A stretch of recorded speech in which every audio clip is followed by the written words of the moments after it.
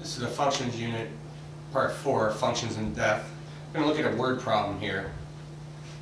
Javon was born November 1st, 1981. His mother decided to send out birth announcements. On this date, the cost of a postage stamp was 20 cents. So, how much would it cost to buy 10 stamps? Well, okay, you take your rate, which is 20 cents.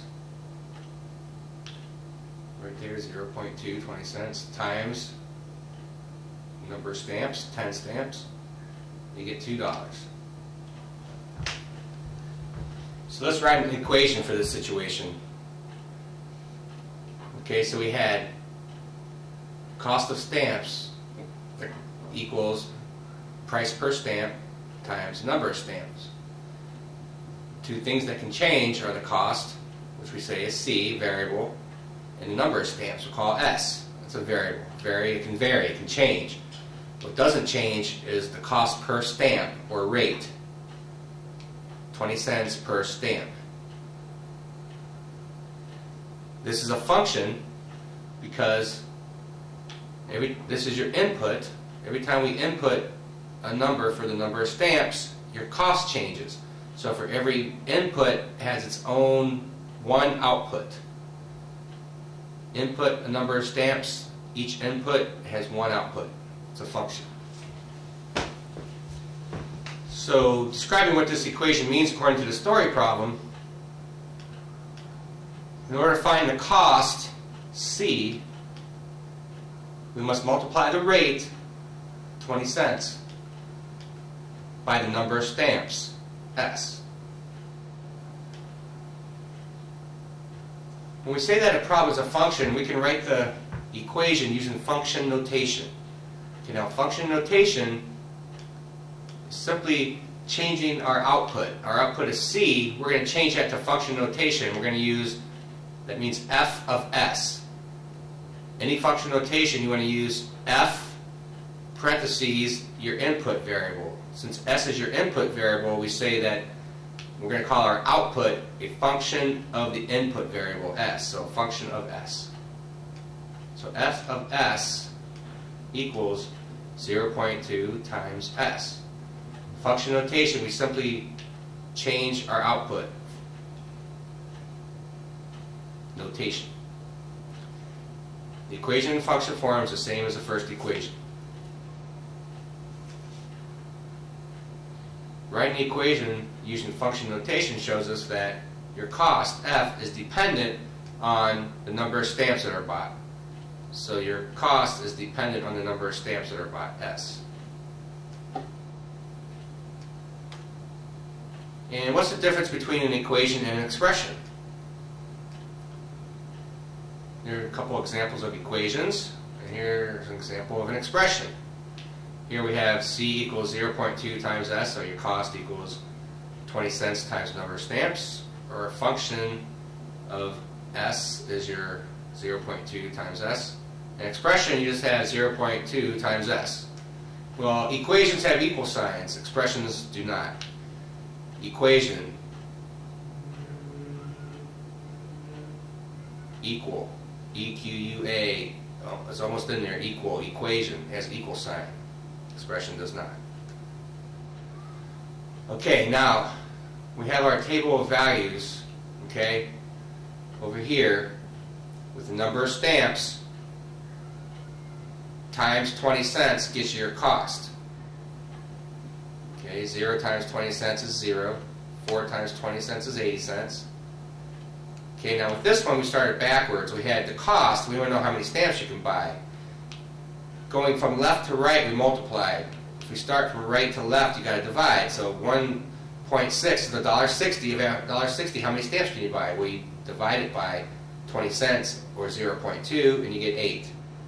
Okay, here we had the number of stamps. How much does it cost? 11 times 20 cents is $2.20. 14 times 20 cents is $2.80. Here we had the cost. How much money we have. We want to know how many stamps we could buy, so we go 3.6 or $3.60 divided by 20 cents is 18.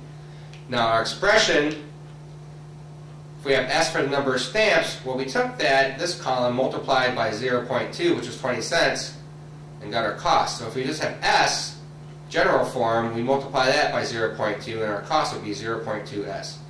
So we're going to graph these values. All these values are positive, so we only need the first quadrant of the graph. So we're going to say this is our x-axis, our number of stamps. This is our y-axis, our cost. Okay, now to figure out your interval for your x-axis, we're going to take the smallest value and subtract it from the largest value on the x. Okay, so we have 18 is our largest. Our smallest is 0. 18 minus 0 is 18. Okay, then we're going to divide that number by the number of vertical lines. All right, well, we have 20 of them going across here. Okay, so we're going to take 18 divided by 20, 0.9. Okay, so we're just going to round up and we're going to say the interval for the x-axis is 1 because we can fit all of our data. Okay, so we go by ones on the x-axis.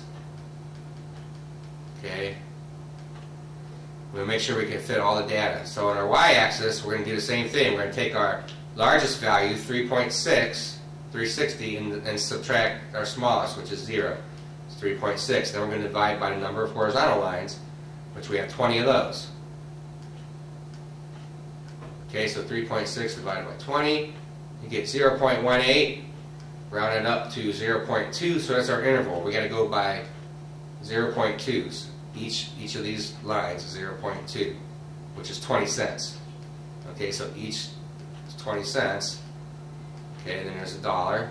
Okay, then we go up to $2, $3, and $4. Okay, we need to hit 360, so we don't need to really go up to here somewhere. Now we're going to graph two of these points. Okay, we have 0, 0, which is right here in the origin. And let's graph our last one, 18 and 3.6. So we're going to go over here to 18 and up to 3.6, which is $3.60. All right, we have our 2 points. 2 points make a line. 2 points determine a line. 3 points confirm it. So we want to put a third point to make sure that we're okay with our graph. So let's try this one, 11 and 2.2, or $2.20. That should be right on our line, our graph. So let's go over to 11 and up to 2.2, and you can see that it is right on the graph.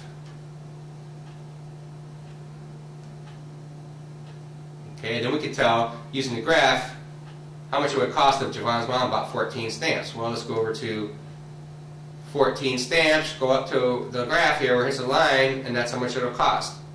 $2.80. Okay, then the other way we could say, okay, 14 stamps would cost about $2.80. Then we could say, how many stamps could Javon's mom buy if she had $1.20? So let's go up here on $1.20, right here, and go over to our graph and go down to number of stamps, 6 stamps. She could buy 6 stamps with $1.20. Okay, so in this lesson, ways to represent functions, you have a table, a graph, you have a sentence description, and an equation. You can have your equation in standard notation, or you can have it in function notation. 2 new terms here. Our first column, our x values, we know they're also called the input and the domain. Also, they're the independent variables. They're independent because the number of stamps Javon's mom decides to buy doesn't depend on anything else. She can decide to buy 2, 4, whatever she wants to buy, 11. Okay, that's the independent variable. Input, domain, independent variable are all your x values.